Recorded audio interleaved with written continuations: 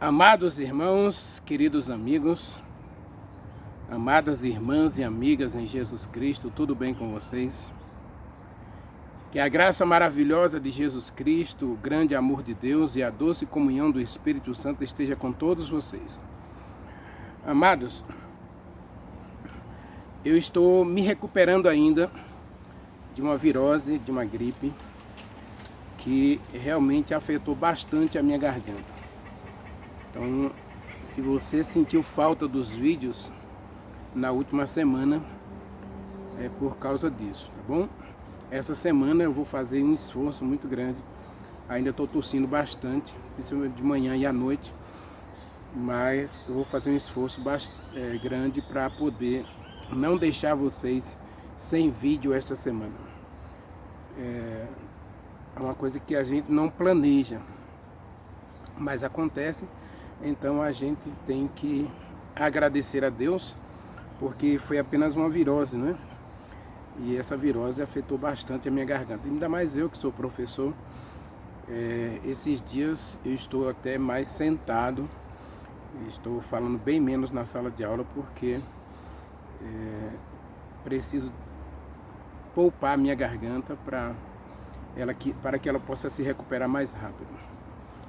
Eu quero agradecer a todos vocês pelo carinho, pela compreensão. Sei que não é fácil para a gente, muito menos para vocês também, manter essa regularidade, né? Assistir os vídeos, comentar os vídeos, compartilhar os vídeos. Mas se você puder fazer isso, não esquece, tá bem? Agora, como você está assistindo essa mensagem, se você estiver assistindo na televisão, não, mas se você estiver assistindo no celular, aperta o like aí, deixa o like e promove o vídeo dentro do YouTube. E no final, ou antes do final, pega o link, compartilha nas tuas redes sociais, tá bom? Eu quero agradecer a todos vocês que já se inscreveram nesse canal, todos aqueles que apreciam minhas mensagens, que você cada dia cresça na graça e no conhecimento do nosso Senhor e Salvador Jesus Cristo, e que o meu Deus, segundo a sua grande riqueza em glória através de Jesus Cristo, supra cada uma das tuas necessidades. Deus é contigo. Vamos orar? Maravilhoso Deus, meu bom e querido Pai que está no céu, mas também está ao lado ou em cada um de nós. Muito obrigado, meu Deus, porque até aqui a tua mão poderosa tem nos ajudado, tem nos sustentado. Obrigado pela vida, obrigado pelos alimentos, obrigado pelo trabalho, obrigado, meu Deus, pela esperança. A esperança de que Jesus Cristo vai voltar para nos dar um lugar melhor, mais justo, sem enfermidades, sem injustiças, sem problemas socioeconômicos, sem problemas sociais e espirituais. Muito obrigado, meu Deus, pela promessa da tua palavra, ou pelas promessas da tua palavra. E neste momento, meu Deus, eu quero que o Senhor estire a sua mão, estenda as tuas mãos sobre cada um de nós, todos nós que estamos vendo esta mensagem, que a tua mão poderosa traga para nós alegria, paz, perdão, cura, transformação. Faz um milagre agora em cada um de nós, ó Deus. Transforma a nossa vida, cura as nossas doenças, sare as nossas enfermidades. Também, Senhor, toca em nossas emoções, tirando de nós o medo, a incerteza, a insegurança, essas fobias que tanto destrói a vida moderna, levando as pessoas à depressão, à ansiedade, às diversas síndromes, síndrome do pânico. Dá-nos a alegria de ouvir a tua voz agora ao estudarmos a tua palavra. Toma-nos para sermos teus e abençoa-nos em tudo que fizermos hoje. E nesta semana nós te adoramos, nós te agradecemos no doce e sagrado nome de Jesus Cristo. Amém. Amém.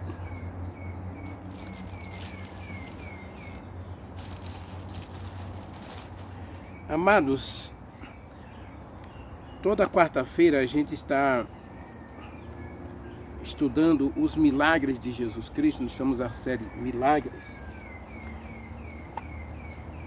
E pode ser que você não goste da minha abordagem, porque eu não exalto o milagre em si. Jesus Cristo mesmo, ele não deu tanta importância ao milagre, mas ao objeto do milagre.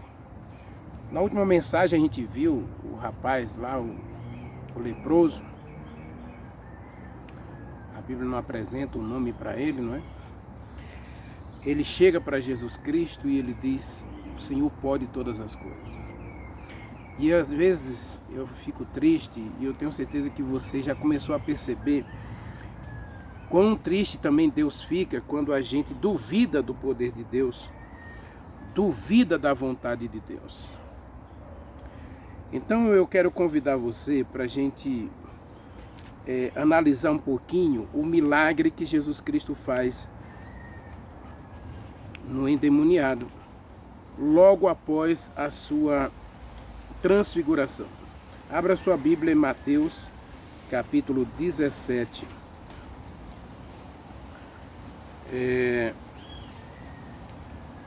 Observe aí, a partir do verso 14.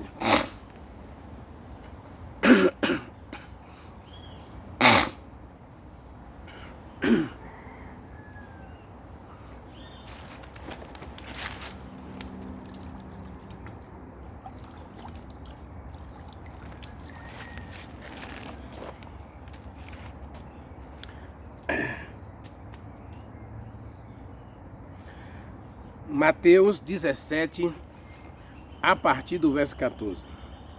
Está escrito assim: e quando chegaram para junto da multidão, aproximou-se dele um homem e ajoelhado disse: Senhor,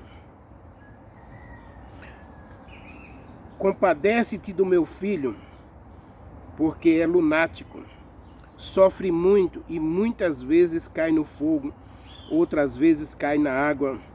Apresentei-o aos teus discípulos, mas eles não puderam curá-lo. Exclamou Jesus Cristo: ó geração incrédula, até quando estarei com vocês? Até quando vou sofrer por causa de vocês? Trazei-me aqui o menino. E Jesus Cristo repreendeu o demônio, e este saiu do menino, e desde aquela hora ele ficou curado, o menino ficou curado. Então os discípulos, aproximando-se de Jesus Cristo, perguntaram em particular: por que motivo não podemos expulsá-lo? Jesus Cristo lhe respondeu: porque vocês ainda são incrédulos. Porque vocês ainda não creem.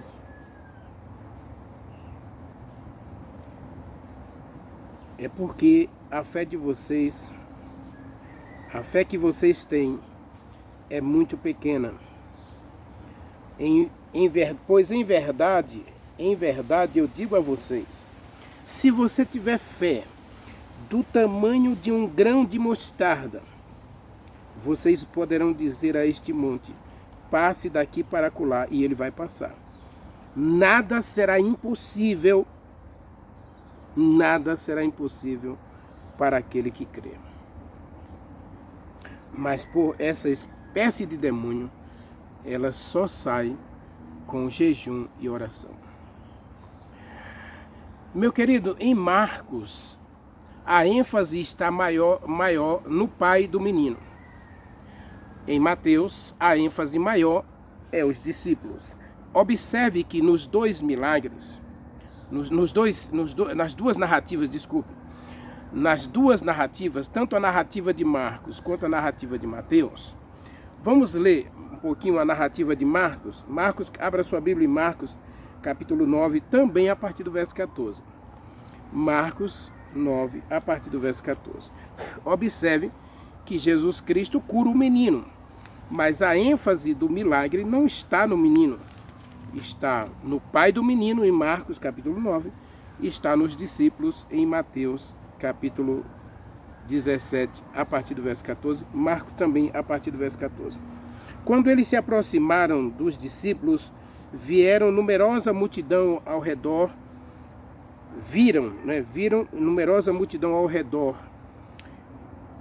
e que os escribas discutiam com os discípulos. Observe que os discípulos de Jesus Cristo em Marcos travam a forte discussão com os escribas, justamente por causa do menino, porque eles não conseguiram curar o menino, e já havia uma acusação, uma crítica ferrenha dos fariseus, dos escribas, dos líderes religiosos contra os discípulos de Jesus Cristo, justamente porque eles eram iletrados. Eles eram pessoas comuns, não haviam frequentado as escolas dos rabinos. Logo, toda a multidão, ao ver Jesus Cristo, foi tomada de surpresa e correu até onde ele estava. Então ele interpelou os escribas: por que vocês estão discutindo com os discípulos? Jesus Cristo sabia o que eles estavam discutindo com os discípulos.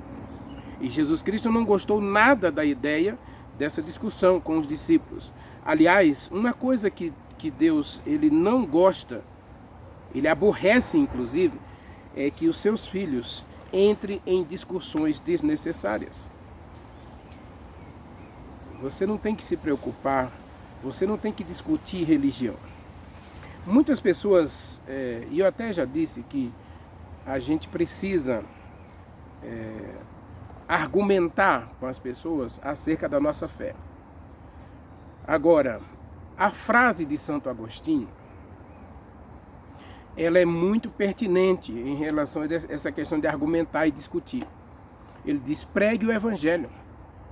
E Paulo, ele disse a Timóteo: você deve pregar o evangelho, a tempo e fora de tempo. Agora, como é que nós vamos pregar o evangelho? Aí Santo Agostinho diz que a gente tem que pregar com o nosso comportamento, com as nossas ações, com as nossas atitudes. E se preciso for, a gente vai usar a palavra para finalizar os nossos argumentos. Então a gente prega mais com a nossa vida do que com as nossas palavras. Tem até uma frase famosa aí, que alguns dizem, né, que é de Mahatma Gandhi, e outros dizem que é de algum ateu por aí. Eu não sou cristão porque o que você faz fala mais alto do que o que você fala. Eu não sou cristão por causa dos cristãos. Essa é a famosa frase que percorre o mundo dos incrédulos. Eu não sou cristão por causa dos cristãos. Meu querido, minha querida, a nossa vida deve falar. Eu até disse para um irmão da igreja, sábado a gente estava voltando, andando para casa, e eu falei para ele: a nossa vida é um martelo machucando de verdade a cabeça das pessoas. Porque afinal de contas, elas, ao virem um cristão indo para a igreja, você está indo para a igreja, você está arrumado, a sua vida no trabalho, na escola, a sua vida na vizinhança, a sua vida no seu bairro, a sua vida na sua comunidade.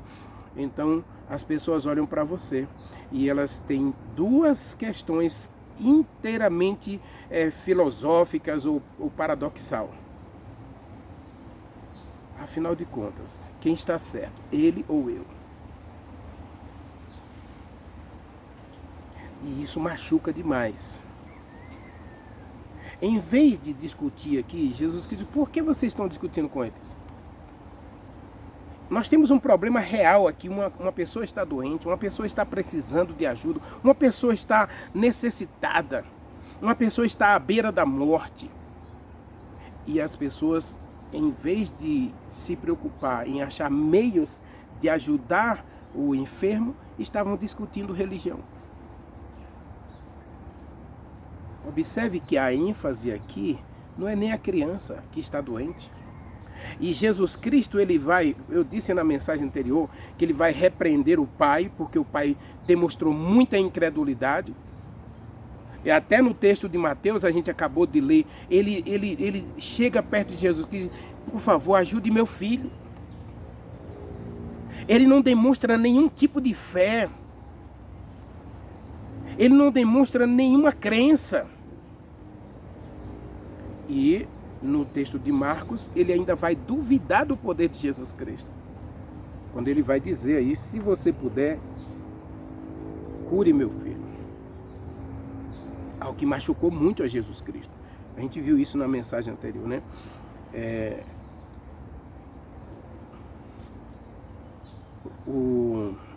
Por que vocês estão discutindo com eles? Aí, verso 17. Um dentre a multidão respondeu: Mestre, trouxe o teu filho, este meu filho, trouxe a você este meu filho, processo de um demônio mudo. E este, onde quer que o apanha, lança-o na terra, ele espuma, rilha os dentes, vai definhando. Roguei aos teus discípulos que o expulsasse, mas eles não puderam. Eles não puderam. Por que os discípulos não puderam? Em Mateus a gente viu que os discípulos não puderam porque eles também eram incrédulos. Eles ainda duvidavam de Jesus Cristo como Deus, como Messias, como um ser divino enviado por Deus para curar as pessoas, não das doenças físicas, não só das doenças físicas, mas, acima de tudo, da lepra do pecado, que corrói, que tira da gente a esperança, a alegria, a fé, a vida eterna. Trouxe aos teus discípulos e eles não puderam. Além dessa incredulidade dos discípulos, estavam querendo mostrar para os outros que eles eram melhores. Oh, meu querido, hoje existe uma discussão tão grande no meio religioso. A minha religião é melhor do que a sua, a minha igreja é melhor do que a sua, a minha igreja tem poder, a sua não tem. Eu não vou para essa igreja não porque ela não tem o Espírito Santo, eu não vou para essa igreja não porque ela não tem poder, ela não tem milagres, ela não tem cura, ela não tem isso, ela não tem aquilo. Enquanto isso, o mundo perece, precisando de Jesus Cristo. O mundo perece sem Jesus Cristo. Os discípulos, em Mateus a gente viu que Jesus Cristo repreende a incredulidade dos discípulos. E aqui a gente vê que o relato passa por uma discussão religiosa. Quem é melhor do que quem? Quem é mais santo? Quem é mais isso? Quem é mais aquilo? Cuidado com essas discussões religiosas. Elas não dizem nada. Elas não apresentam a Jesus Cristo. Você pode até ganhar uma discussão religiosa, mas você nunca vai levar a pessoa aos pés de Jesus Cristo. Ou nunca vai trazer, né? Se é que você está aos pés de Jesus Cristo. Verso 19, desculpe. Então Jesus Cristo disse: ó geração incrédula. A mesma coisa lá de Mateus, né?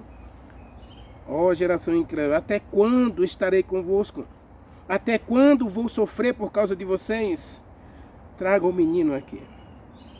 E trouxeram o menino, e quando ele viu o menino, o espírito imediatamente tomou posse do menino, e aí ele começou a espumar, começou a cair, e se revolvia, né, pelo chão.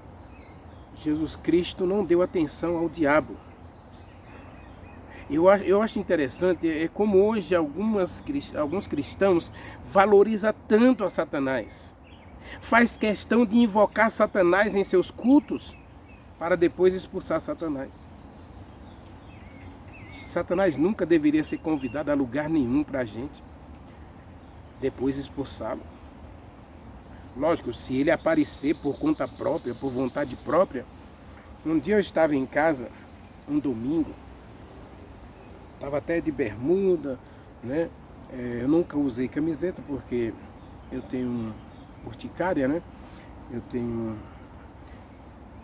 Se eu suar e eu não tiver vestido, então quando o suor seca, então a salinidade do suor provoca uma urticária E durante 15 minutos, especialmente quando eu suo nas regiões onde há muita umidade no ar, e aí eu tomo banho, não tem jeito. Aí, enquanto seca ali, tanto é que eu não uso toalha, aí enquanto seca eu tenho esses momentos aí de coceira, coça muito bastante, a urticária é muito forte.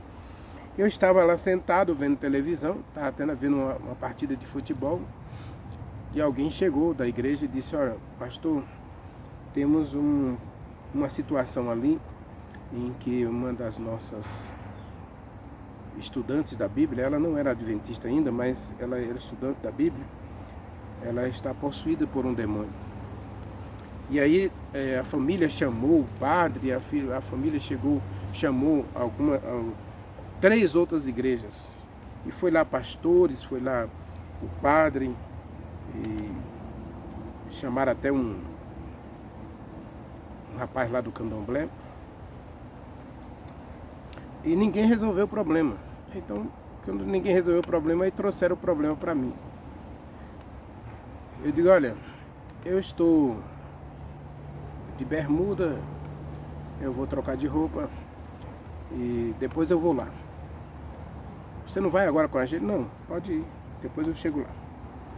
Aí eu entrei no quarto, troquei de roupa, ajoelhei, conversei bastante com Deus e disse: Senhor, essa é uma situação que eu não pedi, não tenho nada a ver com isso. E outros já foram lá e não conseguiram resolver. O diabo com certeza está aplaudindo essa atitude, porque pessoas religiosas, líderes, né, foram lá e Satanás mofou deles. Agora, quem sou eu? Nada posso fazer, mas eu sei que o Senhor pode.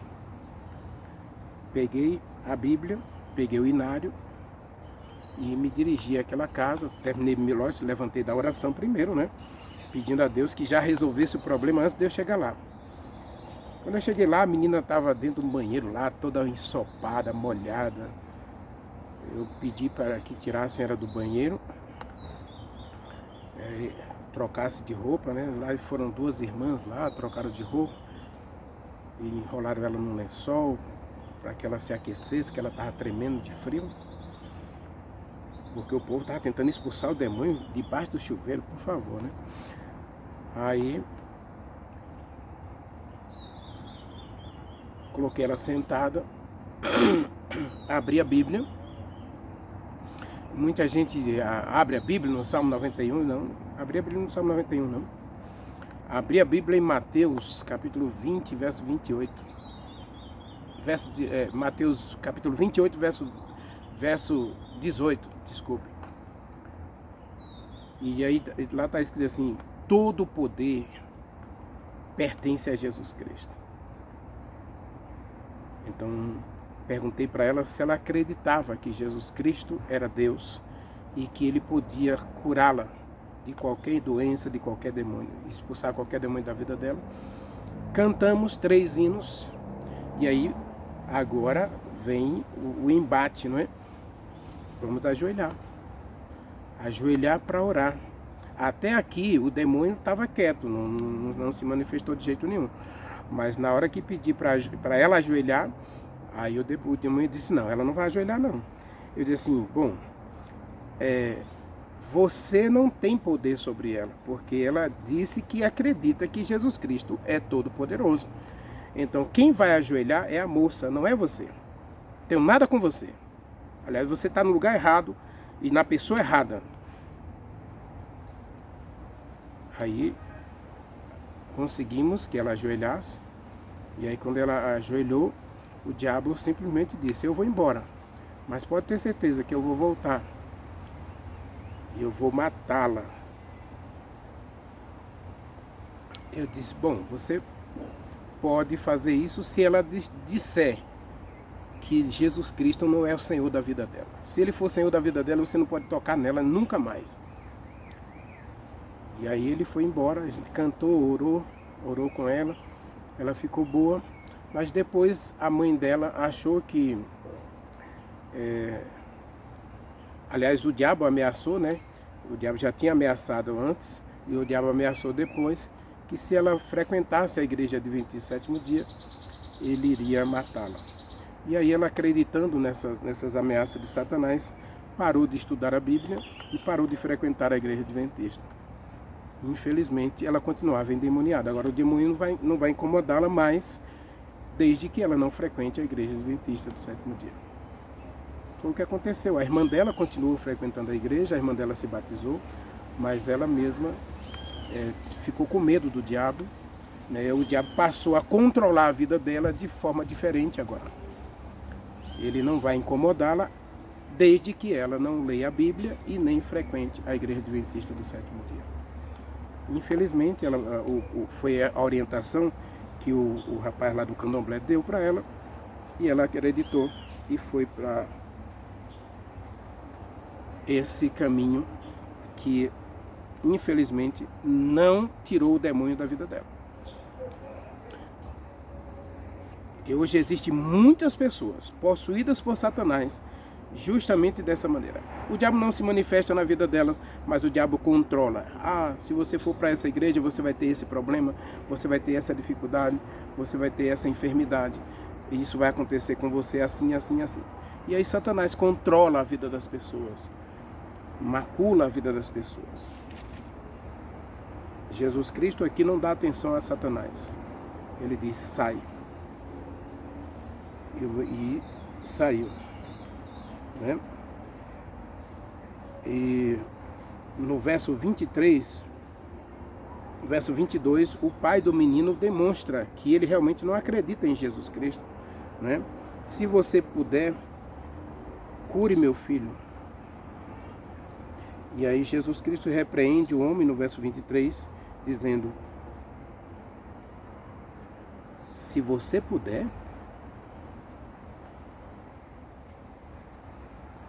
tudo é possível, tudo é possível ao que crê. Imediatamente o pai do menino exclamou, eu creio, por favor, ajude a minha incredulidade. Me converta, me transforme. Essa era a questão. Jesus Cristo repreende aqui. E essa questão, sim, meu querido, é muito séria. Hoje, muitos cristãos na igreja, que são até fervorosos na igreja, demonstram a mesma incredulidade do pai do menino e a mesma incredulidade dos discípulos. Por quê? Porque continuam orando, colocando impossibilidade em Deus. Como eu já disse na mensagem anterior, existem 3 impossibilidades para Deus.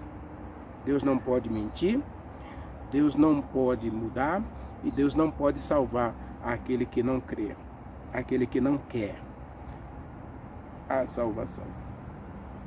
O céu está aberto para todas as pessoas, mas só vai para o céu aquele que crer, aquele que confiar, aquele que dedicar sua vida inteira nas mãos de Deus. Agora, qual é a lição para nós aqui? Existem 3 lições para nós aqui, para a gente encerrar essa mensagem. Verso 25, 27, Jesus Cristo, tomando-o pela mão, ergueu e o levantou. Porque o menino, depois que o diabo deixou, desmaiou. E as pessoas disseram que o menino estava morto. Mas Jesus Cristo, tomando-o pela mão, o levantou, o entregou ao pai e ele levou o menino embora.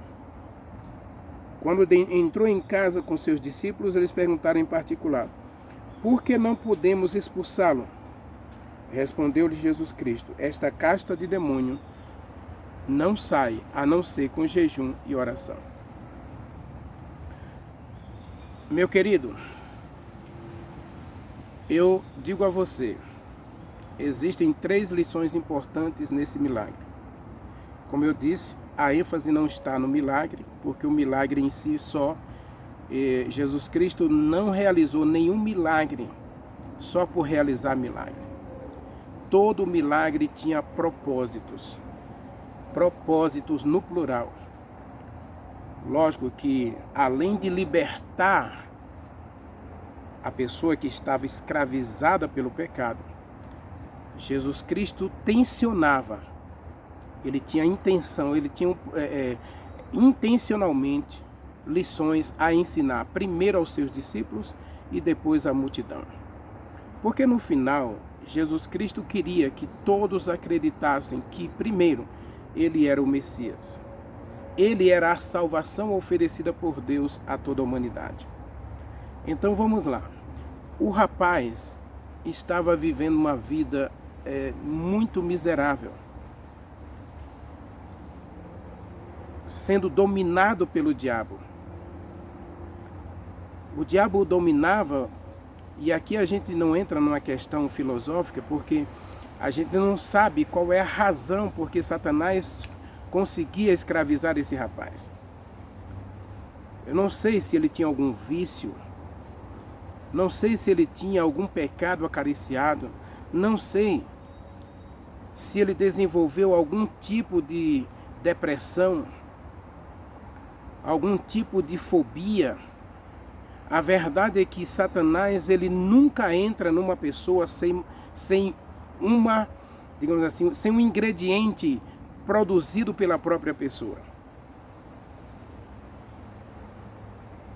Essa é uma realidade.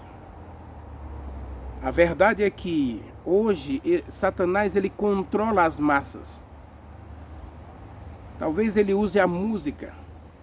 Hoje, através da música, Satanás consegue inibir os pensamentos das pessoas, fazendo com que elas não pensem, fazendo com que elas não busquem a Deus, duvidem do poder de Deus. Uma vez que você desenvolve qualquer sentimento negativo em relação à sua fé, em relação aos seus sentimentos espirituais, em suas crenças, é uma oportunidade que você dá a Satanás de fazer com que você acredite nele. Só que ele vai usar a força, ele vai usar a possessão, ou não. Hoje existem muitas pessoas possuídas pelo diabo que não se manifestam, não tem nenhum tipo de possessão. Mas a verdade é que elas são totalmente controladas pelo diabo. Mesmo pessoas cristãs. Cuidado com o sentimento de vingança. Cuidado com o ódio. Cuidado com a falta de perdão. Eu não sei qual era o motivo desse rapaz estar sendo controlado tanto por Satanás. A verdade é que toda vez que ele pensava em buscar ajuda, aí Satanás se manifestava. Toda vez que ele contrariava a vontade do diabo, aí o diabo se manifestava para poder amedrontá-lo, acorrentá-lo e escravizá-lo, dominá-lo. É isso que acontece com as possessões. A possessão nada mais é do que Satanás se manifestando para manter o controle.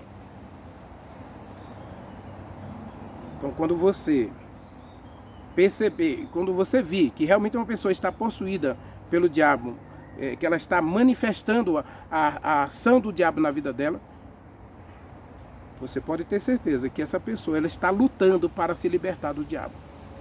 E o diabo não gosta desse tipo de luta. Ele quer que você se acomode, que você aceite. Lembra da moça lá? A partir do momento que o diabo disse que ia matá-la, que o diabo disse que ela não deveria ler a Bíblia, nem frequentar uma igreja, aí o diabo colocou condições para não se manifestar nela. Mas ele estava com a corda presa ao pescoço daquela moça. Eu tenho certeza que você e eu podemos hoje ter alguma coisa em nós que dá lugar ao diabo. Paulo vai dizer em Efésios capítulo 4, se eu não estou enganado, verso 27, ele vai dizer que a gente deve lutar para não dar lugar ao diabo. Então, como é que eu vou fazer para não dar lugar ao diabo? Meu querido, Jesus Cristo, ele deu uma receita muito boa para a gente não dar lugar ao diabo. Efésios capítulo 4,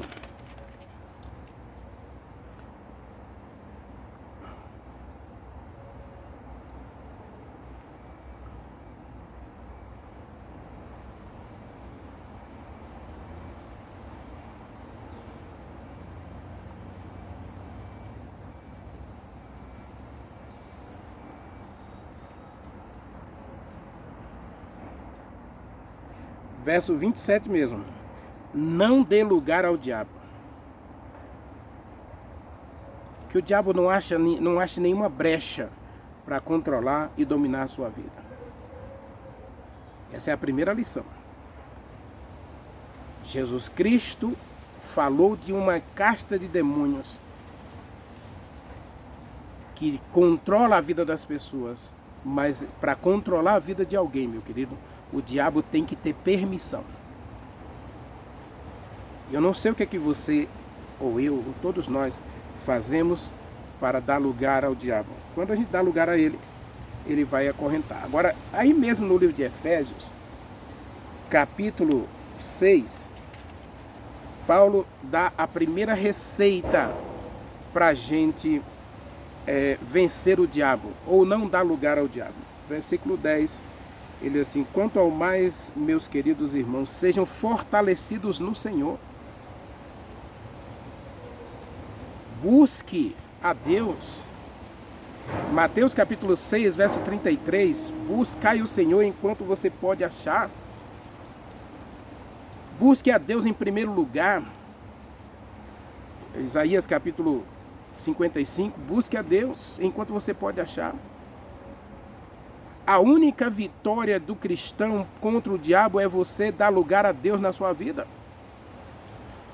É você colocar Deus em primeiro lugar. E aí Paulo vai dizer em Efésios 6:10, seja fortalecido no Senhor e na força do seu poder. Mateus capítulo 28, versículo 18. Todo o poder pertence a Jesus Cristo, então você precisa se empoderar de Jesus Cristo. Ou se apoderar de Jesus Cristo. E aí Satanás nunca vai ter lugar na sua vida. Ele não vai poder colocar nenhuma enfermidade em você. Ele não vai poder colocar nenhuma doença. Ele não vai poder colocar nenhum tipo de possessão em você. Ele não vai colocar nenhuma corda no teu pescoço para controlar você, se você estiver fortalecido no poder de Jesus Cristo. 1 Pedro capítulo 5 diz a mesma coisa de Efésios capítulo 6. 1 Pedro capítulo 5, versículos 6 e 7 e 8, diz assim, 6 a 8. Humilhai-vos, portanto, debaixo da poderosa mão de Deus. Submeta-se à vontade de Deus, é o que Pedro está dizendo. Submeta-se à poderosa mão de Deus. E Ele, em tempo oportuno, vai exaltar você. Lance sobre Ele todas as tuas preocupações, medo, ansiedade e pecado. E verso 8, seja sóbrio, vigie. Vigie. Essa questão de vigiar aqui, seja sóbrio. Essa questão de sobriedade aqui é que Pedro está dizendo que a gente não deve se alimentar nem se embriagar de nenhum falso ensino. A gente não deve beber de falsas filosofias, de falsos ensinos. Não deve comer pão fermentado. Não estou falando do pão da padaria não, tá? Eu estou falando aqui de fermento, ensinos, falsos ensinos. Mateus capítulo 24, verso 24, Jesus Cristo diz que muita gente seria iludida nos últimos dias por falsos ensinos. Então hoje Satanás tem controlado as massas como? Pelos falsos ensinos. Cuidado com os falsos ensinos. Pedro está dizendo aqui que você precisa fazer duas coisas para você vencer o diabo. Para que o diabo nunca tenha lugar na sua vida. Primeiro, humilhar-se diante de Deus. Fazer a vontade de Deus. Não se alimentar de falsos ensinos. E acima de tudo, ter uma vida de oração. Uma vida de comunhão com Deus. Vigiar aqui significa que você tem comunhão, relacionamento com Deus. Em 1 João, capítulo 5, 1 João, logo depois de Pedro, aí você vai encontrar João. 1 João, capítulo 5. Observe o que está escrito aí, meu querido. 1 João, capítulo 5. Observe o que está escrito. Versículo 4 e verso 5. Diz assim: porque todo aquele que é nascido de Deus vence o mundo. E 1 João capítulo 5, verso 18, diz que o mundo está entregue ao diabo. O mundo, diz o livro de Isaías, capítulo 60, que o diabo cegou o mundo e colocou o mundo em trevas. Coríntios, capítulo 4, diz que o diabo cegou o entendimento dos homens. Capítulo 4, verso 4, diz que o diabo cegou o entendimento dos homens para que não busque a Deus.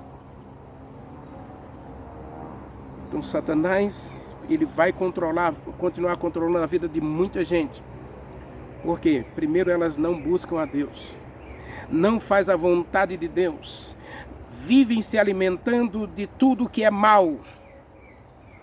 Não é só alimento, não, é tudo que é mal. E não tem um relacionamento com Deus, não tem vida de oração, não tem vida de comunhão com Deus. Diz aí: esta é a vitória que vence o mundo, a nossa fé. E para vencer Satanás, diz o versículo, quem é que vence o mundo senão aquele que crê que Jesus Cristo é o Filho de Deus? Então, quando você clamar pelo nome de Jesus Cristo, quando você buscar a Jesus Cristo, quando você se colocar nas mãos de Jesus Cristo, o poder de Deus se manifesta na sua vida. E agora você começa a se alimentar do que é espiritual, do que é verdadeiro. Filipenses capítulo 4, verso 7 e 8, né?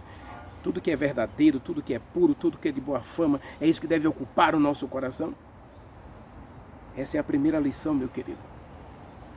Cuidado para que o Satanás não comece a achar ingredientes na sua vida para controlar você, para dominar você, para acorrentar você, para escravizar você. Você não é escravo do mal, você não é escravo de Satanás. Ele não tem nenhum poder na sua vida se Jesus Cristo for entronizado em teu coração. A segunda lição do texto lá é essa questão da fé. Desenvolvimento da fé. Meu querido, a gente não exerce fé se a gente não fizer alguma coisa para Deus. Ah, Renivaldo, não, meu querido. A fé, diz Paulo em Romanos capítulo 10, verso 15 a 17. A fé vem pelo ouvir e ouvir a palavra de Deus. Ou seja, primeiro você se alimenta da palavra, você se enche da palavra, você se encharca da palavra, mas, como eu disse no começo dessa mensagem, você precisa transmitir essa palavra. Você precisa levar essa palavra a outros.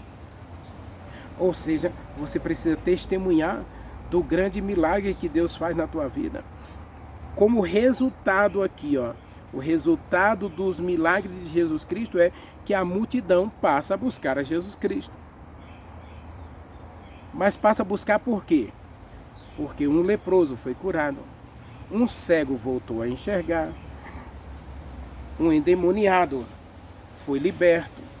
Então, quando Jesus Cristo liberta a pessoa, agora ela é a testemunha de Jesus Cristo para outras pessoas. Jesus Cristo quer curar o mundo inteiro. Jesus Cristo quer alcançar todas as pessoas, começando por você. Observe que aqui, até os discípulos, eles não têm fé. Por quê?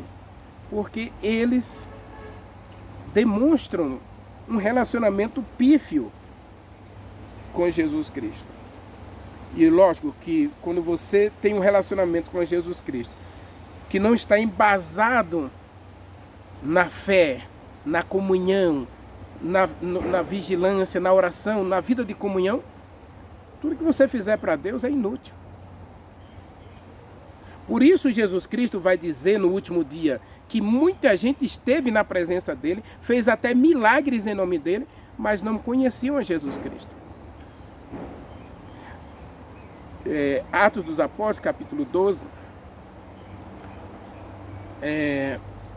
Paulo vai encontrar, capítulo 18, Atos dos Apóstolos, acho que é capítulo 18, a partir do verso 12. Paulo vai encontrar ali alguns discípulos que andavam pregando em nome de Jesus Cristo, em nome de Paulo, fazendo milagres. E aí, um espírito mau chega perto daqueles homens, né, que estavam curando em nome de Paulo, em nome de Jesus Cristo. E aí o diabo pergunta para eles: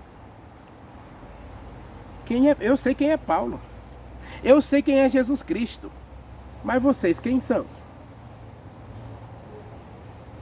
Quem é você?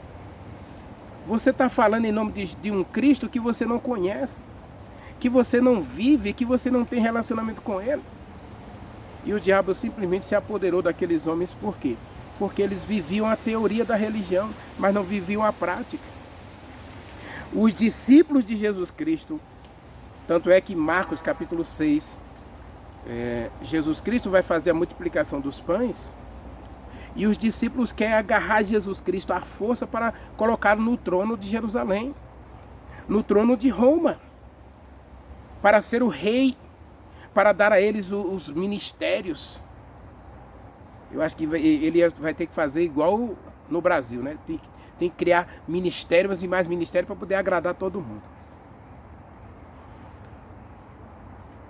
Então, Jesus Cristo não veio para isso. Jesus Cristo veio para converter, e converter principalmente os discípulos. Tirar deles um coração incrédulo. Ó, geração incrédula, até quando estarei com vocês? Até quando vou sofrer por causa de vocês? Cuidado com a incredulidade, meu querido. Quando você chega na igreja, na quarta-feira, e começa a dizer para os irmãos orar por você, significa que você mesmo não está orando por você. Significa que você está duvidando da sua própria oração.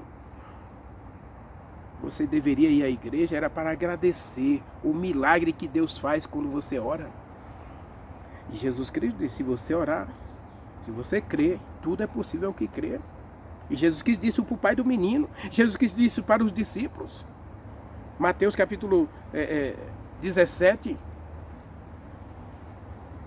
Se você crer, você vai pedir ao monte para se transportar de um lugar para outro, e ele vai ser transportado. Não é os outros que têm que exercer fé para você ser curado. A gente viu isso na mensagem do paralítico, né, lá de Cafarnaum. Jesus Cristo curou o paralítico não pela fé do paralítico, mas pela fé dos carregadores de paralítico.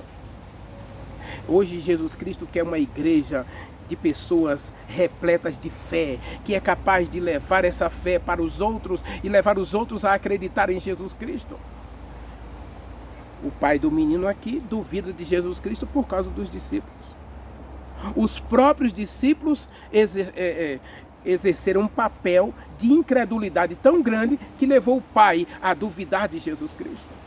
Quantas pessoas hoje estão aí fora precisando de um milagre, precisando de cura, de ser liberta dos vícios, e nada acontece na vida delas porque elas olham para os cristãos e não vê vida nos cristãos, não vê fé nos cristãos, não vê fé naqueles que carregam a Bíblia debaixo do braço.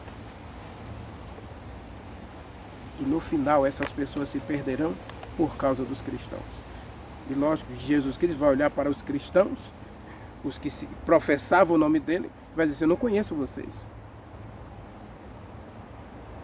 Por quê? Porque a fé de vocês, ela é teórica. Vocês fazem questão de discutir religião, discutir fé, discutir doutrina, discutir isso, discutir aquilo, e não discute o principal. Como ser salvo, como se manter salvo. Não se esqueça que a primeira lição ela é para você buscar a Deus, se apoderar do poder de Deus. Mas você nunca vai se apoderar do poder de Deus se você não mantiver comunhão com Deus. Não se entregar à vontade de Deus. Não se submeter aos planos de Deus na sua vida. E a terceira lição, meu querido. A terceira lição, lógico que a gente tem aqui a multidão. E Jesus Cristo, ele vai falar aqui, né? Geração incrédula, geração perversa, e que ela faz Deus sofrer. Então a terceira lição, meu querido, é pare de entristecer a Deus. Por que nós continuamos envergonhando a Deus?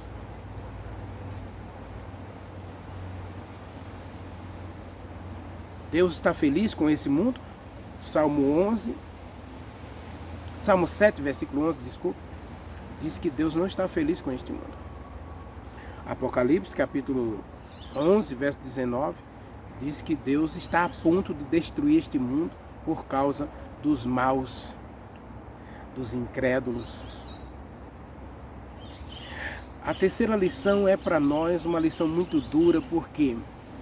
Porque a gente tem entristecido, a gente tem impedido Deus de agir em nossa própria vida.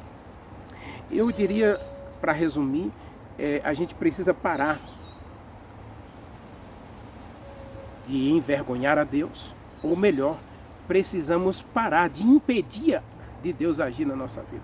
O Salmo 59 diz que a mão de Deus não está encolhida para que não possa salvar. Mas eu diria, meu querido, que hoje, no século 21, nós temos mantido a mão de Deus encolhida. Nós temos impedido Deus de agir. E mesmo nós, cristãos, nós temos impedido Deus de agir neste mundo. Com as nossas atitudes, com a nossa vida, com as nossas sabedoria, inteligência, com as nossas filosofias, autoconhecimento, autoaperfeiçoamento. A gente tem traçado caminhos que são contrários ao caminho de Deus. Que Deus tenha misericórdia de mim, Deus tenha misericórdia de você, e que a gente aprenda. O milagre aconteceu, porque Deus está interessado nas pessoas. Deus quer curar as pessoas. Deus quer libertar essas pessoas. Agora, Deus não faz nada sem o ser humano. Deus não faz nada sem você. Deus, eu gosto da frase da Adra, que diz assim, que Deus quer salvar o mundo todo. Uma pessoa de cada vez. Então, se Deus salvou você, se Deus libertou você, se Deus curou você, é hora de você se colocar nas mãos de Deus para desenvolver a sua fé. Para essa fé desenvolvida, levar outros a buscar a Deus. Não se afastar de Deus. Não ache que uma vez que Deus curou você, você não precisa mais de Deus. Essa independência da fé é terrível, porque nós temos dito que nós não precisamos de Deus. Cuidado, meu querido, porque se você não precisa de Deus, aos poucos você vai perceber que você está vivendo completamente sem Ele. E sem Ele, a sua vida, a nossa vida é inútil. Deus tenha misericórdia de nós. Ore comigo. Maravilhoso Deus, meu querido Pai, Criador dos céus e da terra, estamos na Tua presença. Tenha misericórdia de nós e ajude-nos, ó Deus, a ver, a enxergar a Tua mão poderosa sobre nós, tentando nos alcançar. Manifesta em nós o Teu poder, a Tua graça, a Tua salvação, e liberta-nos de todo vício, de todo pecado, de tudo aquilo que nos acorrenta ao mal. Dá-nos a alegria de viver em Jesus Cristo, de ter comunhão com o Senhor, de andar na Tua presença, de fazer a Tua vontade. E que cada dia, Senhor, nós possamos atrair outros ao Teu Evangelho, ao Teu amor, pelo nosso exemplo, pela nossa vida. Nós te oramos, nós te agradecemos em nome de Jesus Cristo. Amém.